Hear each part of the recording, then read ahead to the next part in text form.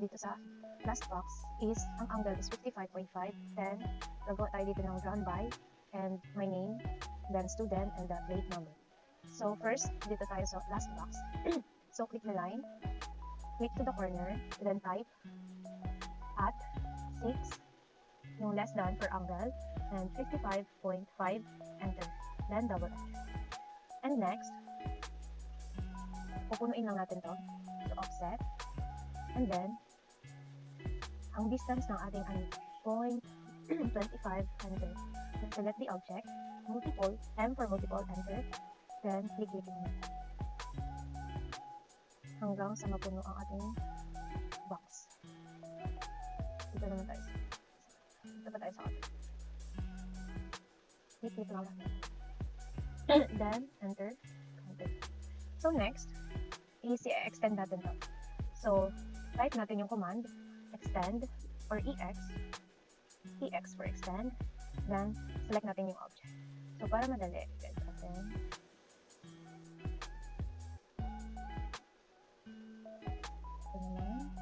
So, ayan, tapos na. So, ang gagawin naman natin, enter, is i-trim natin tong mga excess. So, click natin tong box, then, trim,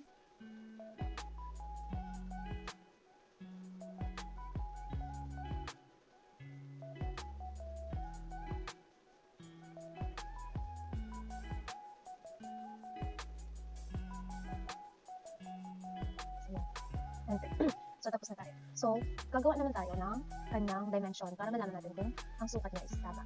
So, dito sa dimension, click natin itong arrow, then angular. Then, select natin itong object, yung kanina, and then itong sa baba ng box. Then, nakikita natin is 56. So, tama na po yan na sukat. So, enter. Paliitin lang natin to. So, enter, right click, properties, and then hanapin natin yung text. Dito, tapos 1, enter. Yan. So, tapos na tayo sa last box. So, dito naman tayo sa baba. So, first, ang sukat ng ating space dito is 0.1. So, ang sukat ng ating, ang height ng ating letters is 0.3. So, first, type a command, snap, enter. Then, ang specific na spacing natin is 0.1, enter. Then, type dtext, enter. Then, mag-point tayo ng starting point natin dito. And then, yung height ng ating letters is 0.3, enter. Then, ang rotation angle is 0, enter. And then, mag-type na tayo ng drawn by.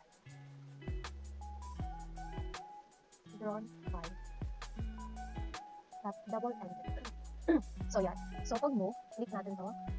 And then, itong view. Then, move natin dito. Click natin ano. So, ganun lang ang process. So, dito naman sa baba, ika-copy lang natin to para mas madali. So, click the object, then copy, and dito sa baba. Copy natin to dito sa baba, click, then enter. And then, pag mag-edit tayo ng letters, double tap lang natin. And then, ilagay natin dito is student. Double enter. So, edit lang natin. Then, enter. So, dito naman sa name, so just copy natin ito. Copy. And then, dito sa so, ang sukat naman dito, ang height naman ng ating name dito is 0.6. So, double tap natin, edit.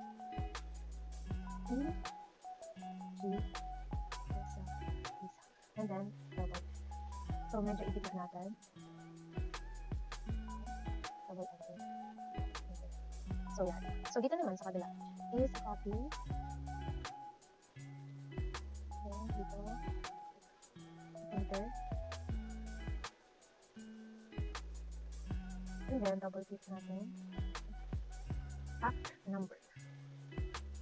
Dito yung number. Then, enter. So, yan. Double enter. So, yan. So, meron na tayong act. And then, dito na tayo sa plate number. So, mag-create lang tayo dito ng line. Then, enter. Tapos, dito naman sa kabila. Then, enter. So, yun. Meron na tayong gitna. So, pag kukuha naman tayo ng kanyang gitna. So, itong circle, then click dito sa gitna. And then, the specific radius is 0.6, enter. So, meron na tayong circle. So, itong line natin, hindi na natin erase. So, dito naman sa ating circle, maglalagay tayo ng plate number natin. So, ganun ulit. Type, snap, enter. Tapos, 0.1, enter. Then, text, enter. So, mag-start lang tayo ng ating starting point. So, 1. Then, ang specific height namin is 0.8. 0.8, enter. Then, 0. So, magta-type tayo ng plate number 1. So, move natin to. Move natin dito. Sa gitna.